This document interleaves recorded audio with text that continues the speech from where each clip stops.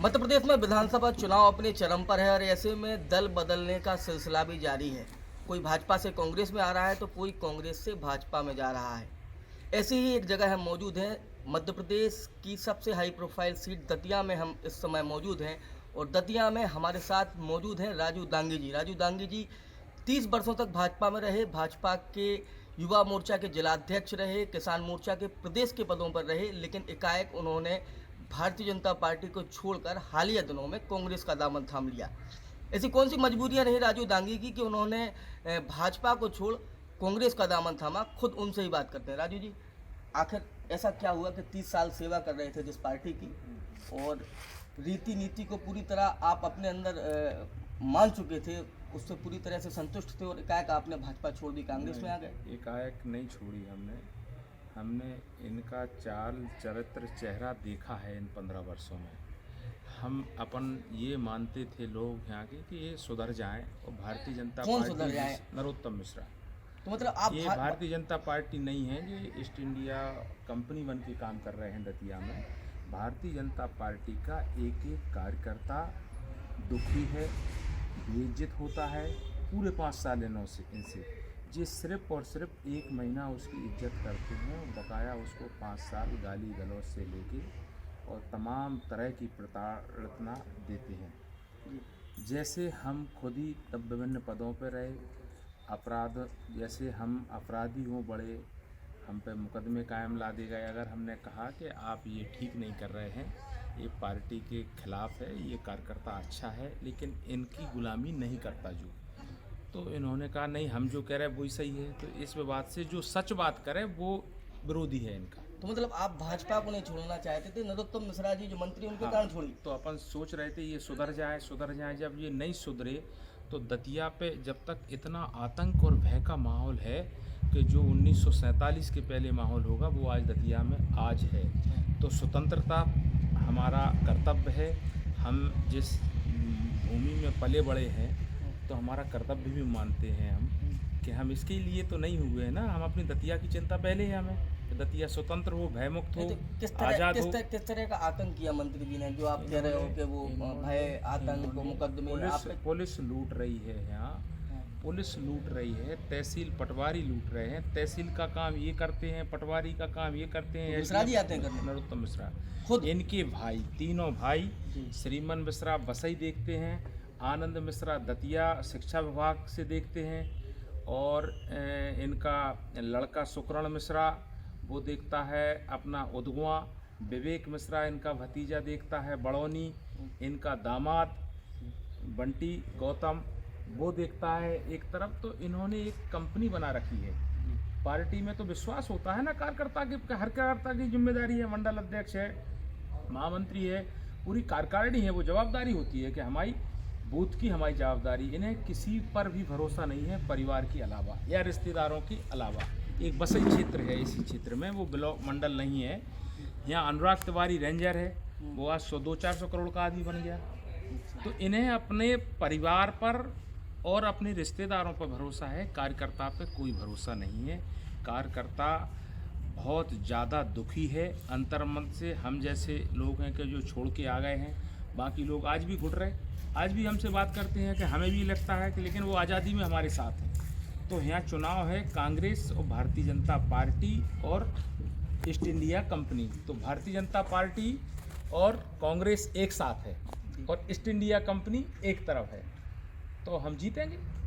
तो अभी भी मतलब आप एक तरफ अपने आप को भारतीय जनता पार्टी ही मान रहे हैं? भारतीय जनता पार्टी नहीं मान रहे, हम तो तन मन धन पूरी प्रकार से कांग्रेस के समर्पित कार्यकर्ता बन के काम कर रहे हैं। और जो भारतीय जनता पार्टी के लोग हैं, अच्छे विद्वान लोग हैं, होशियार लोग हैं, पढ़े लिखे लोग हैं, वो चाहते हैं कि हमारी दतिया को आज़ादी मिले। जब आप पे इतना अत्याचार हो रहा था, अनाचार हो रहा था, मंत्री लगातार आप पे मुकदमे दर्ज करा रहे थे और आपके ढेर सारे लोगों पे और भी करा रहे थे, उस दौरान क्या पार्टी की आला कमान से आपने इसकी शिकायत नहीं की? और पिछले 2 या 3 टर्म से मंत्री यहाँ पे विधायक बन रहे हैं, तो तब आपको ऐसा क्यों महसूस नहीं हुआ? महसूस हुआ, हमने सब अपने वरिष्ठ नेताओं को बताया, सब ने कहा कि धैर्य रखो ठीक होगा, धैर्य रखो ठीक होगा। तो अब जब कह के जब सब लोग कोई बात नहीं कर पा रहा है, यहाँ पंच से लेके राष्ट्रपति तक नरोत्तम मिश्रा हैं किसी नेता की हिम्मत नहीं है, या मुख्यमंत्री हों, या नरेंद्र सिंह तोमर हों, या BD शर्मा हों, या XYZ और छोटे नेताओं का तो अपन नाम क्यों बताएं जो अब लाइन से हटे हुए हैं, ये प्रमुख चेहरे हैं। तो किसी की हिम्मत नहीं है कि दतिया में कुछ बात कर पाए, किसी की हिम्मत नहीं है। मैं उदाहरण दे रहा हूँ कि पिछले पंचायतों के और नगर पालिका के चुनाव थे, तो मुझे 1 से 51 में मैं अपने गांव से आ रहा था। मैं कोई उसके लिए तो नहीं आऊँगा कि अपना कि उनके नगर पालिका का, हम तो घर बैठे थे अपने, लेकिन गांव से आ रहा था पिताजी से मिलके। तो मुझे 1 से 51 में पुलिस ने बुलाया फ़ोन करके, मैं पहुंच गया और थाने 151 में बंद कर दिया। जब हम जमानत के लिए आए तो उस तहसीलदार को उसके पावर लैप्स कर दिए कलेक्टर ने, जमानत नहीं ली। तो मैंने नरेंद्र सिंह तोमर जी से बात की, मैंने कहा कि ऐसा ऐसा, उनको बताया गया, लोगों ने बताया, तो उन्होंने कहा रुको मैं बात करता हूँ, रुको मैं बात करता हूँ। ऐसे 2 घंटे निकल गए और 151 की जमानत, जबकि 151 में ऐसा कोई प्रावधान नहीं है कि 8 दिन जेल रख सके, रखा हमें।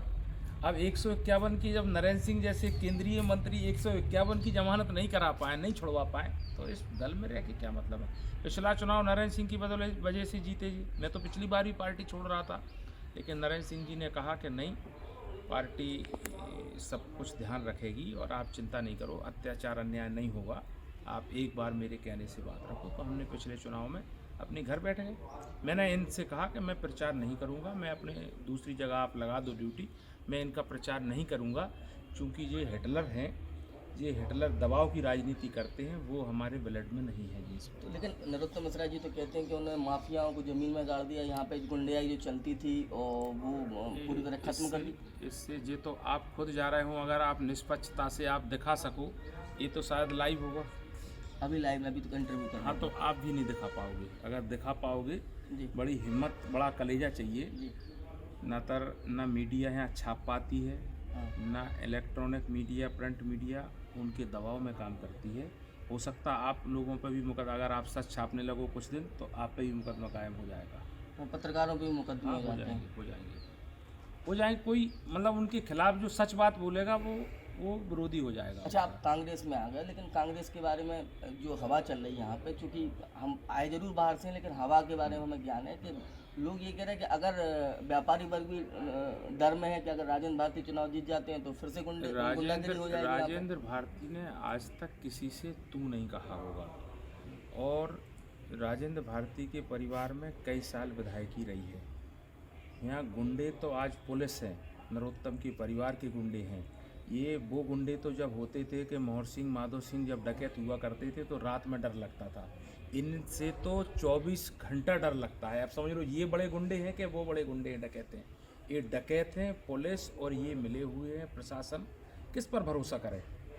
तो यहाँ जनता चुनाव लड़ रही है, राजेंद्र भारती बन के हर कार्यकर्ता चुनाव लड़ रहा है। और नरोत्तम मिश्रा का पैसा और धनबल, जो पैसे की बात करते हैं, वो पैसा भी देखना है हमें कि कितने बाहुबली, कितने पैसे वाले हैं ये।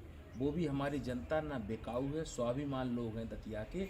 स्वाभिमान में 3 बार सम्मान में जिताया कि जी आप सुधार। पहली बार तो झटके में जिता दिया कि यार अच्छा आदमी है, बहुत अच्छा बोलता है, लेकिन जब इसके गुण समझे, पहली बार पिताजी को बेवकूफ़ बनाया, फिर लड़के को बेवकूफ़ बनाया, फिर उसके नाती को बनाया, अब चौथी बार चौथी पीढ़ी को बेवकूफ़ बनाने वाले हैं ये।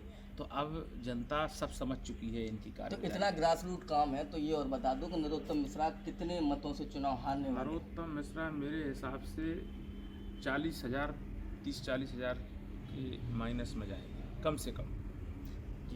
तो ये थे राजू दांगे जी, जो कह रहे थे कि दतिया में भारतीय जनता पार्टी की नहीं बल्कि नरोत्तम मिश्रा की ईस्ट इंडिया कंपनी की सरकार है और वो जो चाहते हैं वही होता है। इनका यह भी दावा है कि तकरीबन 30 से 40 हज़ार वोटों से नरोत्तम मिश्रा दतिया विधानसभा का चुनाव हारेंगे। MP तक के लिए दतिया से मयंक दुबे की रिपोर्ट।